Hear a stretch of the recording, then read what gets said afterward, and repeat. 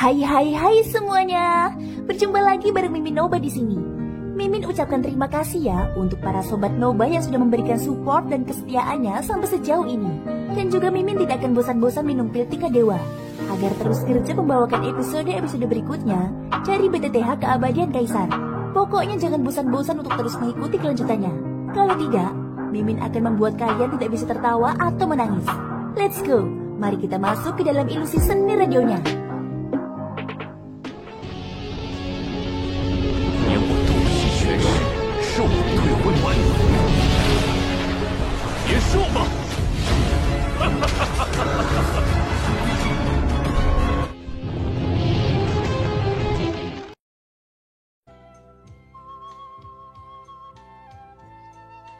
Di kota Elang Biru, Feng Xiangyu yang telah berubah menjadi tubuh aslinya dihantam keras oleh Xiaoyan yang telah menggunakan jurus gajah raksasa.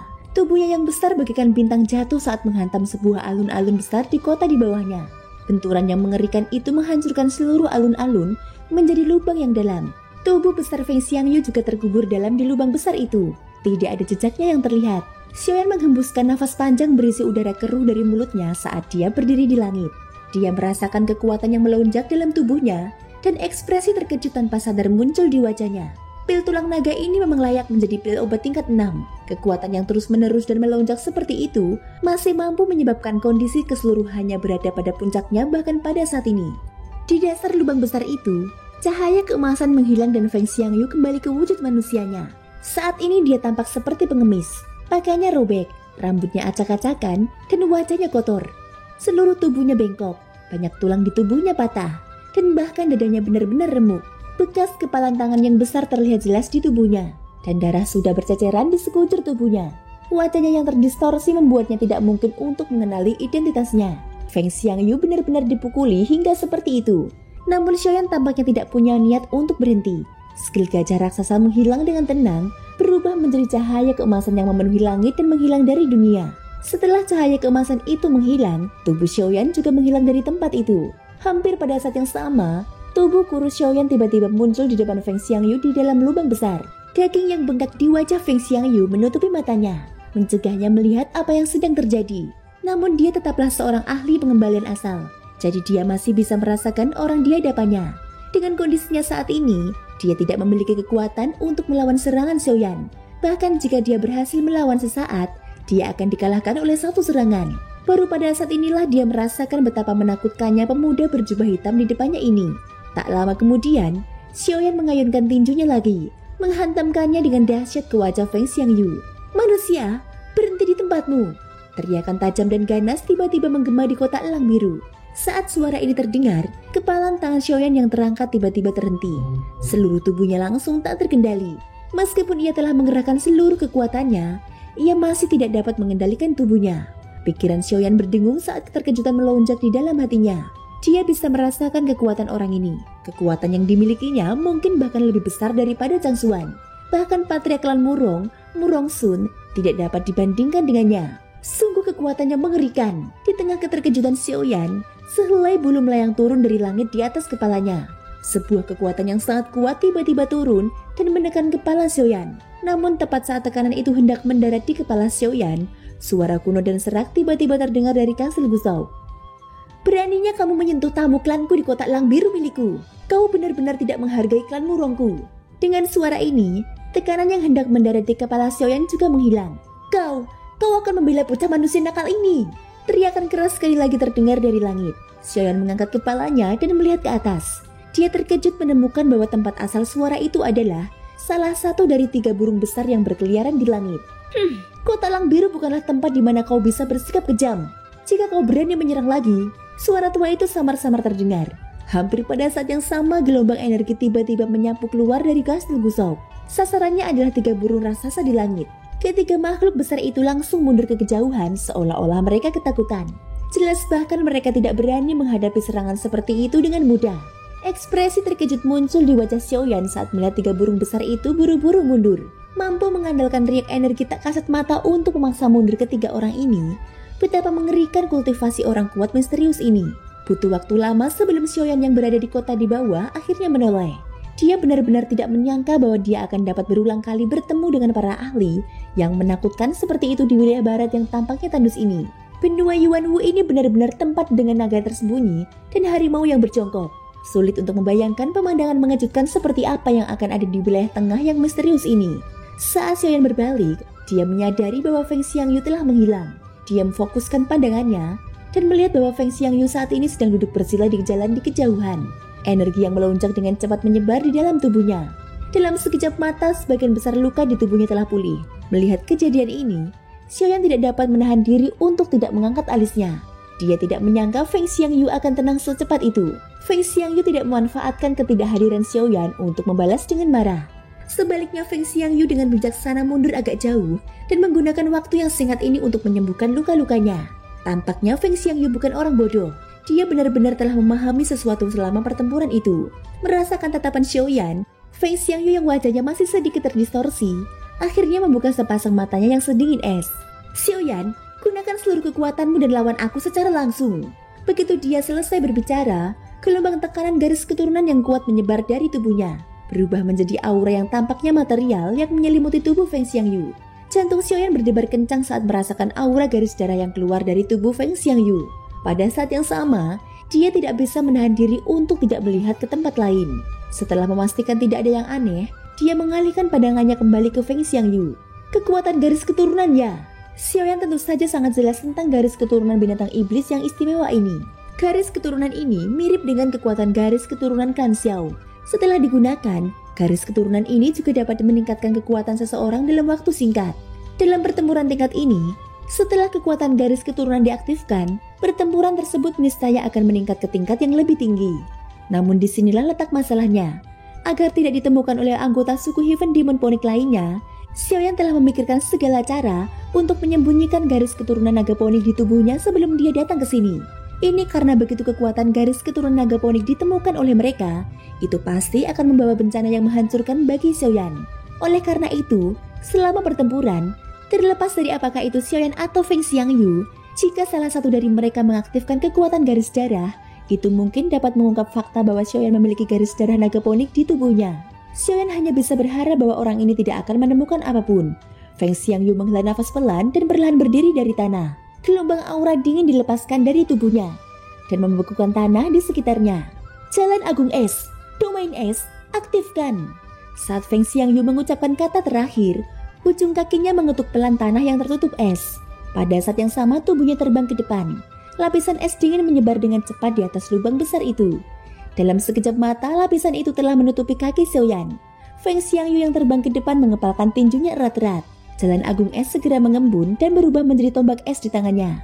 Tubuhnya berputar di udara, dan tombak itu segera berputar dengan gila dan menusuk ke arah Xiaoyan. Teknik gajah raksasa, aktifkan. Xiaoyan sedikit mengernyit menanggapi serangan kuat Feng Xiangyu. Ia kemudian tiba-tiba mengepalkan tinjunya, dan origin ki serta kekuatan dalam tubuhnya mulai beredar. Dalam sekejap mata, raksasa logam sekali lagi berdiri tegak di area tersebut. Percikan api muncul saat tombak itu menusuk tajam ke arah raksasa emas. Namun, seolah-olah tombak itu benar-benar bertabrakan dengan dinding besi. Selama proses ini, Xiaoyan tidak mengambil inisiatif untuk melancarkan serangan. Apa? Feng Xiangyu jelas telah mengaktifkan kekuatan garis keturunannya. Namun ia menemukan bahwa ia masih tidak dapat mengalahkan Xiaoyan. Ia bahkan tidak dapat menembus pertahanannya. Adegan aneh seperti itu membuat Feng Xiangyu sangat terkejut. Melihat serangannya gagal, Feng Xiangyu hanya bisa mencari cara lain. Brengsek, pemecah es, membunuh. Tombak itu tersentak hebat dan mendorong Xiaoyan ke belakang. Ia kemudian segera menusukkan ujung tombak itu ke es di depannya dan memutarnya dengan ganas. Es tajam yang diisi dengan origin ki perlahan melayang di sekitar Feng Xiangyu. Dengan raungan marah, es yang tak terhitung jumlahnya dengan ganas menusuk ke arah Xiaoyan. Suara benturan yang tak terhitung jumlahnya terdengar. Setelah es itu menyentuh teknik gajah raksasa, selain meninggalkan bekas putih dangkal di permukaannya, es itu langsung pecah menjadi pecahan-pecahan es dan jatuh ke tanah. Namun pecahan-pecahan es ini anehnya mendarat di permukaan tubuh yang dibentuk oleh teknik gajah raksasa. Pada akhirnya, potongan-potongan es yang tak terhitung jumlahnya akhirnya menyegel seluruh tubuh Xiaoyan. Pemecah es membunuh milikku tidak bergantung pada kekuatan pecahan es ini. Sebaliknya, ia menggunakan pecahan es ini untuk membekukan lawan. Kemudian, aku akan memecahkan es dari luar. Jika esnya pecah, tubuh emasmu juga akan hancur. Saat kata-kata itu keluar dari mulutnya, tubuh Feng Xiangyu telah tiba di depan teknik gajah raksasa milik Xiaoyan. Ujung tombak itu menyentuh es, dan dengan sedikit kekuatan, seluruh lapisan es hancur total. Pada saat yang sama, teknik gajah raksasa milik Xiaoyan juga hancur. Membunuh! Dengan teknik gajah raksasa yang hancur, kekuatan yang terkandung dalam tombak es itu tanpa ragu-ragu didorong ke depan. Namun pada saat berikutnya, ketika tombak itu hanya beberapa inci dari dada Xiaoyan menggenggam kedua tangannya, dan sebuah kekuatan dahsyat dengan kuat mengendalikan ujung tombak itu di antara kedua tangannya, menyebabkan tidak dapat bergerak lebih jauh. Pada saat yang sama, api yang ganas tiba-tiba menyala di tubuh Xiaoyan. Kedua tangannya memegang tombak itu meremasnya dengan kuat. Bahkan jika tombak itu dibentuk oleh kekuatan jalan agung, itu masih dipatahkan dengan kejam oleh Xiaoyan. Tak lama kemudian, Xiaoyan akhirnya mengangkat kepalanya, menatap wajah Feng Xiangyu yang pucat di depannya dan tersenyum dingin. Tubuhnya tiba-tiba condong ke depan. Tangannya yang diselimuti oleh api surgawi dengan lembut menekan dada Feng Xiangyu. Kekuatan dahsyat langsung menembus dada dan punggung Feng Xiangyu, membuat darah menyembur keluar seperti air mancur.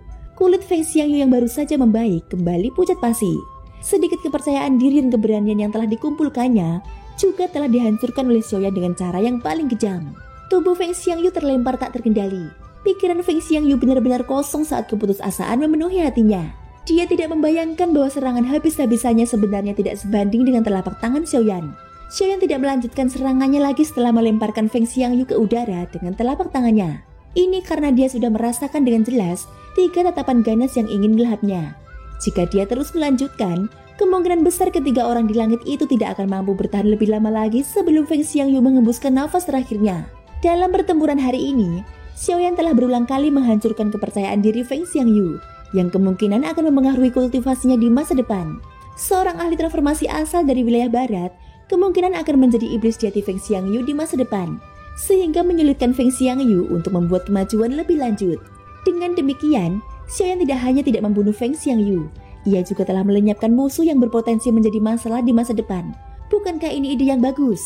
Setelah itu, Xiaoyan tidak lagi peduli dengan Feng Xiangyu. Sebaliknya, tubuhnya melesat dan kembali ke kastil Gosok. Baru pada saat inilah kekuatan besar dalam tubuh Xiaoyan mulai menghilang dengan cepat. Akhirnya, ketika Xiaoyan menopang tubuhnya dan tiba di depan Leng Bingsuang yang masih tak sadarkan diri, pemandangan di depannya tiba-tiba berubah menjadi hitam. Seluruh tubuhnya langsung jatuh tak terkendali ke tubuh Leng Bingsuang. Saat Xiaoyan terbangun dari pingsannya, kelompok Feng Xiangyu sudah pergi. Dengan adanya Murong Sun dan ahli misterius yang menghalangi mereka hanya bisa pergi dengan marah terlepas dari betapa marahnya mereka di dalam hati. Yang tertinggal hanyalah kotak elang biru yang berantakan. Tentu saja, anggota klan Murong tidak peduli dengan hal ini. Yang mereka khawatirkan adalah masalah yang terjadi pada Leng Bingsuang. Ketika mereka melihat Xiaoyan marah menyerang Feng Xiangyu karena Leng Bingsuang, para petinggi keluarga Murong sudah mulai mencurigai hubungan antara mereka berdua. Hanya ketika Chang Xuan dan yang lainnya pergi dan mereka melihat ekspresi khawatir Leng Bingsuang setelah dia bangun, mereka menjadi semakin yakin akan hubungan mereka. Perasaan yang meluap-luap yang melampaui batas persahabatan membuat mereka segera memahami betapa pentingnya Xiaoyan di hati Leng Bingsuang.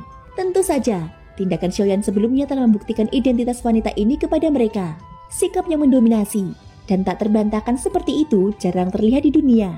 Ahli transformasi asal manakah yang seperti Xiaoyan, yang mampu mengucapkan kata-kata balasan seperti itu di hadapan Chan Xuan, yang kekuatannya jauh melampaui dirinya sendiri.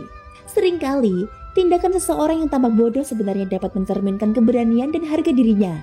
Jika Xian malu berbicara hari ini karena perbedaan kekuatan antara dirinya dan lawannya, maka kemungkinan besar klan Murong dan Leng Bingsuang akan kecewa padanya, terutama Leng Bingsuang. Namun Xiaoyan telah menggunakan tindakannya untuk merusak sesuatu yang kebanyakan orang tidak akan melakukannya. Tidak menundukkan kepala kepada yang kuat, tidak menyerah karena takut. Di kamar tidur yang indah di dalam kastil Gosok, nafas Xiaoyan tenang saat ia berbaring di tempat tidur dalam tidur lelap. Di sampingnya, tubuh Leng Bingsuang yang lembut sedang berbaring di sisi tempat tidur. Ia sedikit mengernyit saat matanya yang cantik menatap sisi wajah Xiaoyan. Ia benar-benar terpesona dan tidak ada yang tahu apa yang ada dalam benaknya. Setelah penyelidikan pribadi Murong Sun, ia memastikan bahwa Xiaoyan baik-baik saja. Xiaoyan hanya pingsan karena energi dalam tubuhnya telah terkuras. Meski begitu, Leng Bingsuang tidak dapat menahan rasa khawatirnya. 2 jam telah berlalu, namun Xiaoyan masih belum juga bangun. Leng Bingsuang menatap wajah Xiaoyan dengan linglung. Pada saat tertentu, Leng Bingsuang yang sedang linglung tiba-tiba merasakan tatapan aneh padanya. Dia segera sadar, dan saat dia memfokuskan pandangannya, dia melihat Xiaoyan menatapnya sambil tersenyum. Wajahnya dipenuhi dengan ekspresi mabuk. Seketika, rona merah muncul di pipinya. Leng Bingsuang tak kuasa menahan diri untuk tidak menghindari tatapan Xiaoyan. Ia menundukkan kepalanya sedikit, dan saat hendak berdiri dan pergi, Xiaoyan tiba-tiba melingkarkan lengannya di pinggang rampingnya. Kemudian, ia mengangkat tubuhnya dengan ringan, dan di tengah teriakan kaget, tubuh ringan Leng Bingsuang digendong ke tempat tidur oleh Xiaoyan. Xiaoyan tiba-tiba membalikkan badan, dan meletakkan wanita cantik di atasnya ke tempat tidur. Kemudian, ia menekannya di bawahnya. Keduanya saling berhadapan. Yang satu seperti binatang buas yang marah, sementara yang lain seperti rusa ketakutan yang meringkuk. Dia tidak tahu harus berbuat apa. Matanya yang indah terus berkedip saat menatap pria di depannya. Dia bisa dengan jelas merasakan kobaran api yang tak terkendali di tubuh pria itu. Seolah-olah api itu akan melahapnya hidup-hidup. Itu membuatnya terkejut sekaligus takut. Apa yang sedang kamu lakukan? Jantung Leng Bingsuang berdegup kencang saat dia berteriak. Tubuhnya terus berputar, ingin melarikan diri dari kurungan Xiaoyan. Namun tindakan wanita itu malah membuat emosi pria itu naik. Dia menyeringai dan berkata sambil tertawa keras. Apa yang kamu lakukan? Menurutmu apa yang kulakukan? Di saat seperti ini, tentu saja aku harus melakukan apa yang seharusnya dilakukan seorang pria. Setelah berbicara, Xiaoyan tiba-tiba menundukkan kepalanya. Seperti harimau lapar yang menerkam mangsanya. Dia tidak membiarkan Leng Bingsuang mengatakan apapun lagi saat dia menekannya ke bawah. Tepat setelah itu, di kamar kerja, ada musim semi yang tak terbatas. Setelah sekian lama, di luar pintu Murongsuan perlahan masuk dari ujung koridor. Senyum santai tersungging di sudut mulutnya. Tepat saat dia tiba di depan pintu Leng Bingsuang dan hendak mengangkat tangannya untuk mengetuk pintu, suara samar terdengar dari kamar kerja. Membuat gerakan Murongsuan tiba-tiba terhenti. Wajahnya tak kuasa menahan diri untuk tidak memerah. Pada saat ini juga beberapa pelayan dari klan itu masuk. Ketika mereka melihat Murongsuan, mereka segera membuka mulut untuk menyambutnya. Namun mereka segera dihentikan oleh Murongsuan dengan lambaian tangannya. Tubuhnya menghalangi pintu, seolah-olah dia ingin menutupi gerakan di dalam ruangan. Pada saat yang sama, dia menyuruh para pelayan pergi dengan senyuman di wajahnya. Melihat punggung beberapa orang yang pergi, Murongsuan menggelengkan kepalanya dengan ekspresi aneh. Setelah mendengarkan dengan seksama beberapa saat, wajahnya memerah saat dia bergegas pergi. Baru setelah langit menjadi gelap, seorang pelayan datang dan dengan hormat mengundang mereka berdua. Baru saat itulah Xiaoyan memegang tangan Leng Bingsuang dan berjalan keluar ruangan. Ketika mereka berdua melihat Murongsuan dan orang-orang lain dari klan itu lagi, mereka menemukan bahwa tatapan semua orang tanpa sadar menatap Leng Bingsuang. Kemudian, tatapan mereka kembali ke Xiaoyan. Dalam tatapan mereka, ada sedikit godaan yang samar-samar terlihat. Xiaoyan adalah tamu, sementara Leng Bingsuang telah kembali ke kampung halamannya. Karena itu, Murongsuan secara khusus menyiapkan jamuan makan untuk menyambut mereka berdua. Namun setelah mereka berdua duduk, entah mengapa, saat mereka mengobrol dan tertawa, kata-kata mereka semua terfokus pada Xiaoyan. Di sisi lain Leng Bingsuang, orang yang awalnya sangat penting bagi klan Murong, secara misterius diabaikan. Selama proses itu, wajah Leng Bingsuang memerah. Tentu saja dia mengerti beberapa hal dari tatapan orang-orang itu. Selain rasa malu dan marah di dalam hatinya, dia hanya bisa melampiaskan amarahnya kepada Xiaoyan. Memanfaatkan waktu ketika Xiaoyan sedang asik mengobrol dan minum dengan orang-orang di meja, paha Xiaoyan sudah berubah ungu. Semua orang berpura-pura seolah tidak terjadi apa-apa. Bahkan saat jamuan makan berakhir, masih ada senyum bahagia di wajah mereka. Hanya Xiaoyan yang tersenyum tak berdaya. Dia tak kuasa menahan diri untuk memeluk pahanya yang bengkak. Saat ini, bahkan berjalan pun menjadi masalah. Pada akhirnya hanya dengan dukungan Leng Bingsuang, Xiaoyan kembali ke kamar seolah-olah dia sedang mabuk. Dalam beberapa hari berikutnya, Xiaoyan tinggal di kota Lang Biru. Tentu saja, keluarga Murong memperlakukannya dengan kehangatan yang tak tertandingi. Selama kurun waktu itu, Xiaoyan dan Leng Bingsuang juga bersenang-senang. Hanya 4 hari kemudian mereka berdua menerima berita dari wilayah Silin. Dalam berita tersebut, tidak ada terlalu banyak deskripsi, hanya 4 kata sederhana. Luo Jin telah tiba. Thank you guys sudah mendengarkan ceritaku di episode kali ini sampai akhir. Ikutin terus kelanjutan episode berikutnya ya. Semoga hari kalian menyenangkan. Sampai jumpa dan bye-bye.